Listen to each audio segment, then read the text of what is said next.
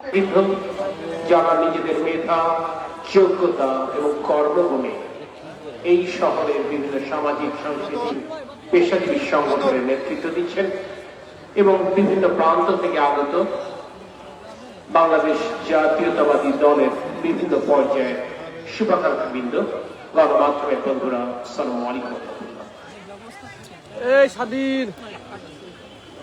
আমি প্রথমেই কৃতজ্ঞতা জানাতে চাই বাংলাদেশ জাতীয়তাবাদী দলের পক্ষ থেকে আপনাদের প্রতি।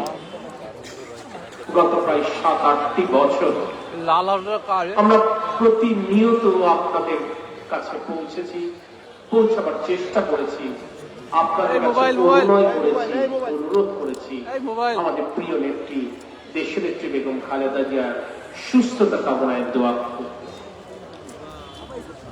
আমি জানি আপনাদের প্রার্থনা, আপনাদের মোনাজাত, নামাজে আপনাদের চোখের অশ্রু কিংবা ভিন্ন ধর্ম মতের বিশেষ প্রার্থনা সভা কিংবা দান সৎকার অজুহাতেই হয়তোবা আল্লাহ পাক আর 3 বার অত্যন্ত সংকটময় মুহূর্ত থেকে দেশনেত্রী বেগম খালেদা জিয়াকে বাংলাদেশের জনগণের কাছে ফিরিয়ে দিয়েছিলেন।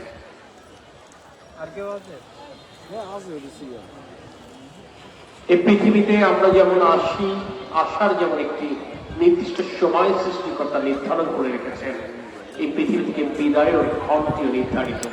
তাই সকল চেষ্টা, সকল মোনাজাত এবং সকল প্রার্থনাকে ফাঁকি দিয়ে আমাদের প্রিয় নেত্রী, দেশনেত্রী বেগম খালেদা জিয়া আমাদের মাঝ থেকে বিদায় নিয়েছেন। যে কথাটি বলছিলাম, প্রায় 8 বছর আপনাদের কাছে প্রিয় নেত্রীর সুস্থতা কামনায় দোয়া চেয়েছি।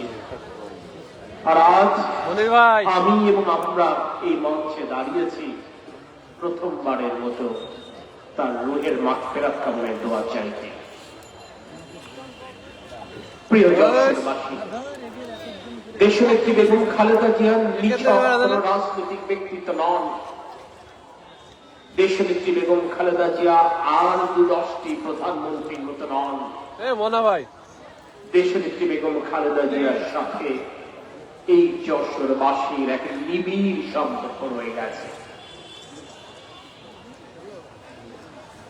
আজ যশোরের যে প্রান্তে আপনি তাকাবেন, যে অবকাঠামোর দিকে তাকাবেন, কিংবা আজকের এই নাগরিক শোক সভায় আপনারা যারা সমবেত হয়েছেন, যে পথ দিয়ে এই মাঠে প্রবেশ করেছেন, সেই পথের শুরু সারসার সীমান্তবর্তী এলাকা হতে পারে, সেই পথের শুরু হয়তো বা মনিরামপুরের জলবদ্ধ এলাকা থেকে হতে পারে, কিন্তু যেই পথটি এই টাউন হল ময়দানে মিশেছে, আমি নিশ্চিত সেই সড়কটি তৈরির পেছনে দেশনেত্রী বেগম খালেদা জিয়ার ভূমিকা ছিল।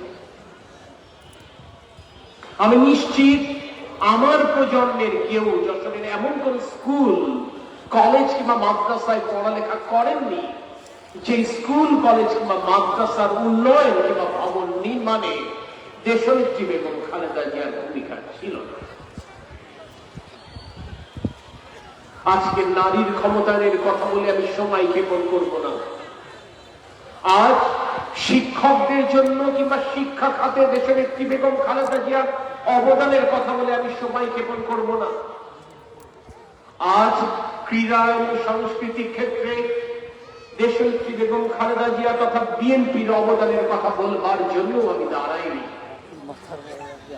ওলামা মাশায়েখদের সম্মান এবং ইজ্জত রক্ষা কিংবা ভিন্ন ধর্মের মর্যাদা রক্ষা করে তাকে বাংলাদেশি স্বীকৃতি দিয়ে তার ধর্ম পালনের স্বাধীনতা নিশ্চিত করবার ইতিহাসের কথা বলতেও আমি আজকে দাঁড়াইনি।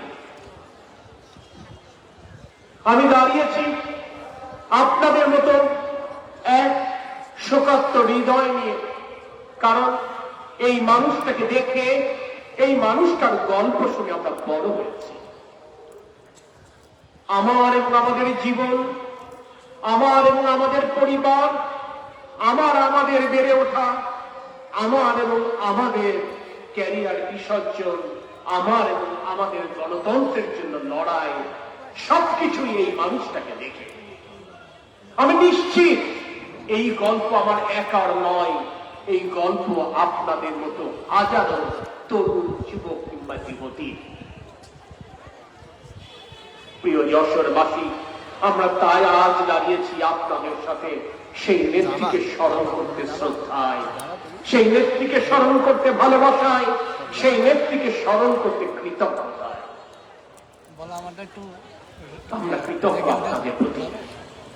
এই শীতের এই বিকালে অত্যন্ত প্রতিকূল আবহাওয়া উপেক্ষা করে বয়োজ্যেষ্ঠ নাগরিকবৃন্দ, বিভিন্ন সামাজিক সাংস্কৃতিক পেশাজীবী সংগঠনের নেতৃবৃন্দ যেভাবে অপেক্ষা করছেন, আপনাদের উপস্থিতি, আপনাদের অপেক্ষায় প্রমাণ করে দেশনেত্রী বেগম খালেদা জিয়া কিভাবে বাংলাদেশের প্রতিটি মানুষের হৃদয়ে স্থান করে নিয়েছে। বেগম খালেদা জিয়ার জানাজা সাক্ষ্য দেয়, বেগম খালেদা জিয়া শুধু বিএনপির নেতৃত্ব ছিলেন না, বেগম খালেদা জিয়া বাংলাদেশের অভিভাবক হয়ে উঠেছিলেন। আর তাই যশোর জেলা বিএনপি আজকের এই আয়োজনে সেই ঐক্যের বার্তাটা দিতে চেয়েছে। এই মঞ্চ এবং মঞ্চের সামনে যারা বসে আছেন তারা বিভিন্ন মত পথের মানুষ, তাদের চিন্তা চেতনা এবং দর্শনের ভিন্নতা রয়েছে, কিন্তু একটি জায়গায় সকলে এক আমরা, সেটি হচ্ছে বেগম খালেদা জিয়ার অবদান এই যশোরের প্রতি, এই বাংলাদেশের প্রতি আমরা সশ্রদ্ধ চিত্তে স্মরণ করি।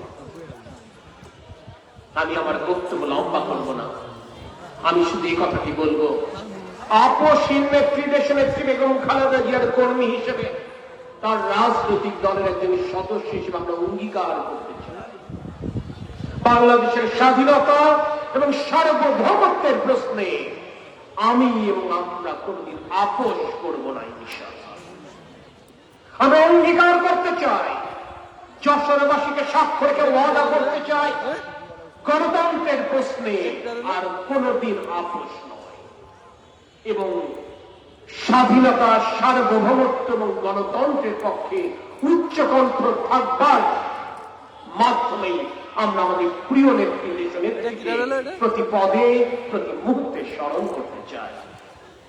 মহান আল্লাহ পাকের দরবারে আপনাদের সকলের সুস্থতা এবং দীর্ঘায়ু কামনা করছি।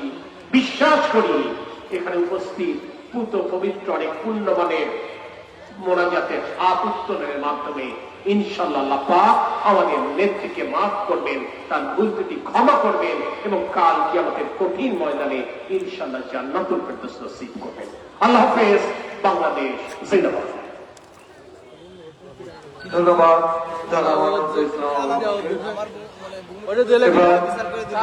আজকের আলোচনা শেষ বক্তা হিসেবে আপনাদের সামনে আসছেন বাংলাদেশ জাতীয়তাবাদী দল বিএনপির সম্মানিত ভাইস চেয়ারম্যান, আমাদের সকলের শ্রদ্ধাভাজন অধ্যাপক নাজির বেগম। আমরা মাঠ কামনা করে যাবো, আমরা সকলের এই জায়গায় বসে থাকবো। বক্তব্য নিয়ে আসছেন অধ্যাপক নাজির বেগম। ধান দিয়ে মেরে দেবো আপনি অডিয়েন্স গেলেন না নেবো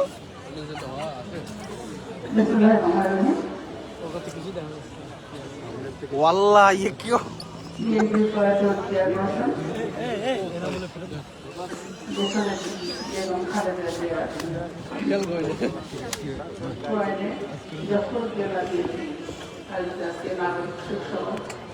সময়ত সভাপতি, উপস্থিত সময়ত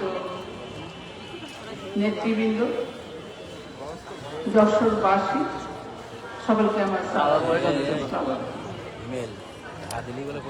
এখানে দাঁড়িয়ে সামনের এই স্বাধীনতা উন্মুক্ত মঞ্চের দিকে তাকিয়ে কিছুক্ষণের জন্য হলেও আমি স্মৃতি কাতর হয়েছিলাম। দেশনেত্রী বেগম এরশাদ বিরোধী আন্দোলনের সময় প্রথমবার যখন যশোরে আসেন, ওই সামনের ওই মঞ্চে তিনি ছিলেন, এখানে তিনি জনসভা করেছিলেন। তখন বিএনপি শিশু অবস্থায়, আমরাও পরিপক্ক নই। রজনীগন্ধার তোড়া দিয়ে তাকে আমরা স্বাগত জানিয়েছিলাম, খুশি হয়ে তিনি সেটি ঢাকায় নিয়ে গিয়েছিলেন। এইখানেই তার প্রথম জনসভা আমরা করেছিলাম। আজকে এখানেই আমরা তার শোক সভার আয়োজন। আমি যদি রুনা লায়লার গাওয়া সেই কালজয়ী গানটা একটু পাল্টে দেই, একজন খালেদা জিয়া তুমি জাগ্রত জনতা, সারা বিশ্বের বিস্ময় তুমি মোদের অহংকার, তাহলে খুব ভুল হবে। এই লোকটা কি দাঁড়ে? রাজনীতি কণ্টকময় পথে যিনি পা বাড়িয়েছিলেন, এ কেডা? এটা কে? শান্ত গৃহকোণ থেকে বেরিয়ে হ্যালো। এবং একটি গুরুর দায়িত্ব কাঁধে নিয়েছিলেন। আমরা যাকে আপসহীন নেত্রী বলছি, রতন দা রাজপথের সেই সংগ্রামে অকাল বৈধব্যে যিনি জর্জদেশের সন্তান দিয়ে সেই শোক পাশে রেখে লক্ষ জনতার পায়ে পা মিলিয়ে তিনি ধুলির জয় রথে গণতন্ত্রের বিজয় পতাকা উড়িয়েছিলেন। সেটি বেগম খালেদা জিয়ার সেই দূরদর্শী এবং আপসহীন নেতৃত্ব স্বৈরাচারের পতন ঘটিয়ে সেদিন গণতন্ত্রের বিজয় অর্জন করেছে। এই সেই খালেদা জিয়া যিনি মাত্র 10 বছরের রাজনৈতিক জীবনে বাংলাদেশের প্রথম মহিলা প্রধানমন্ত্রীর আসন অলঙ্কৃত করেছেন, সর্বোচ্চ 5টি আসনে জয়লাভ করে এবং এ যাবৎকালের সর্ব প্রশংসিত যে নির্বাচন, সেই নির্বাচনের মাধ্যমে বিস্ময়কর সিদ্ধান্ত নিয়েছিলেন তিনি। সংসদীয় গণতন্ত্র প্রতিষ্ঠিত হয়েছিল তার আমলেই। প্রেসিডেন্সিয়াল পদ্ধতি বাদ দিয়ে সর্বসম্মতিক্রমে জাতীয় সংসদে সেদিন সংসদীয় পদ্ধতি সরকার প্রতিষ্ঠার সিদ্ধান্ত হয়েছে। তার আমলে আমরা দেখেছি একটি বিধ্বস্ত সামরিক শাসনের বিধ্বস্ত দেশ, ভঙ্গুর গণতন্ত্র, দুর্বল অর্থনীতি এবং রাষ্ট্রীয় প্রতিষ্ঠানগুলো বিশৃঙ্খল অবস্থায়, এইখান থেকে তিনি উত্তরণ ঘটিয়েছিলেন। তারই সময় রিজার্ভ বেড়ে 800 মিলিয়ন থেকে বিলিয়ন উত্তরণ হয়েছিল। তার সময় বাজার বাণিজ্য অর্থনীতি মজবুত করেছিল। তার আধুনিক কর ব্যবস্থা, বিনিয়োগ, শিল্পনীতি বাংলাদেশকে এমন একটা জায়গায় পৌঁছে দিয়েছিল যেখানে এমার্জিং জায়গা হিসেবে তিনি স্বীকৃতি পেয়েছিলেন। বিশ্বব্যাংক তার অনুশীলন নীতির প্রশংসা করেছিল। সেদিন আমাদের মাথা পিছু আয় $320 উন্নীত হয়েছিল 240 থেকে। আমাদের যে রপ্তানি আয় মিলিয়ন ছিল বিলিয়নের ঘরে পৌঁছে দিয়েছিল। তিনি দুর্বল অর্থনীতি তিনি মজবুত করেছিলেন। তিনি পরিপক্ক রাজনীতিবিদ কিংবা অর্থবিদ না হয়েও যুগান্তকারী সিদ্ধান্তগুলি তিনি নিতে পেরেছেন। আমরা আজকে বাংলাদেশে একটি অনেক কাজ তিনি করেছেন, একটি কাজ যদি শুধু করে থাকেন তার মধ্যেই তিনি বিশ্ব নন্দিত হতে পারতেন। আমরা তার আপসতার কথা জানি, কিন্তু তিনি যে মূল বিষয়টা বুঝেছিলেন, বাংলাদেশকে যে সত্যিকারভাবে উন্নত করতে হয়, জনগণকে শিক্ষিত এবং দক্ষ তৈরি করতে হবে এবং যুগান্তকারী একটি সিদ্ধান্ত তার নারীর শিক্ষায়। আজকে বাংলাদেশের মেয়েরা উচ্চ শিক্ষার মাধ্যমে প্রতিযোগিতায় টিকে যে সমাজ এবং রাষ্ট্রের উন্নয়নে যে ভূমিকা রাখছে, বাংলাদেশকে বাইরের বিশ্বে যারা পরিচিত করেছে, সেই শুরু বেগম জিয়া অনুষ্ঠিত নীতির হাত ধরে। তিনি প্রথম সবার জন্য বাধ্যতামূলক করেছেন প্রাথমিক শিক্ষা। প্রাথমিক শিক্ষা থেকে ঝরে যেতে না যায় তিনি খাদ্যের বিনিময়ে শিক্ষা কর্মসূচি দিয়েছিলেন। তার সময় মাধ্যমিক শিক্ষা সহায়ক কর্মসূচি চালু। এই প্রকল্পটি চালু হওয়ার পরে পুরো সমাজ কাঠামো আমাদের পাল্টে গেছে। সেই প্রথম যৌতুক বাল্য বিবাহের অভিশাপে আংশিকভাবে হলো মুক্ত হয়ে মধ্যবিত্ত পরিবারের মেয়েরা বিনা বেতনে উচ্চশিক্ষা লাভের সুযোগ পেয়েছিল সেদিন। পরবর্তীকালে তিনি তাদের চাকরিতে কোটা বৃদ্ধি করেছেন। তার অঙ্গীকার ছিল উচ্চ মাধ্যমিক পর্যন্ত, অর্থাৎ মেয়েদেরকে যে সুযোগ দিয়ে তাদেরকে শিক্ষায়, প্রতিযোগিতায়, কর্মসংস্থানের ব্যবস্থা করে দিয়ে তিনি যুগান্তকারী পদক্ষেপ নিয়েছেন। আজকে শুধু এখানেই যদি দেখি নারীদের যে সর্বোপস্থিতি, তার প্রতি কৃতজ্ঞতাই বলি বা তার শিক্ষার ফলেই বলি। আমাদের সারা দেশের মানুষের জীবনমান, পরিবারের পরিজনের সবকিছু পাল্টে গেছে নারী শিক্ষার জন্য। তিনি যৌতুক কিংবা ধর্ষণের মতো অপরাধ থেকে নারীদের সুরক্ষার জন্য যাবজ্জীবন কারাদণ্ডের বিধান করেছে। অ্যাসিড সন্ত্রাসের বিরুদ্ধে মৃত্যুদণ্ড দেওয়ার আইন করেছিলেন তিনি। সবটাই নারীর সুরক্ষার ক্ষেত্রে, যেটি যে কোনো একটি পরিবার কিংবা সমাজের জন্য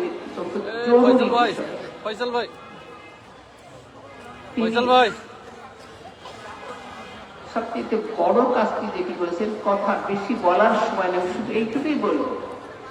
আরো অনেক কাজ করেছেন, অনেক কথাই বলেছেন, সে কথার সময় এখন নয়। আমি বলবো আমরা যদি অনুকরণীয়, অনুসরণীয় যারা প্রত্যেকেই বলেছেন, সেক্ষেত্রে সমমর্যাদার ভিত্তিতে তিনি প্রতিবেশীর সঙ্গে, অন্য রাষ্ট্রের সঙ্গে সম্পর্ক তৈরি করেছিলেন।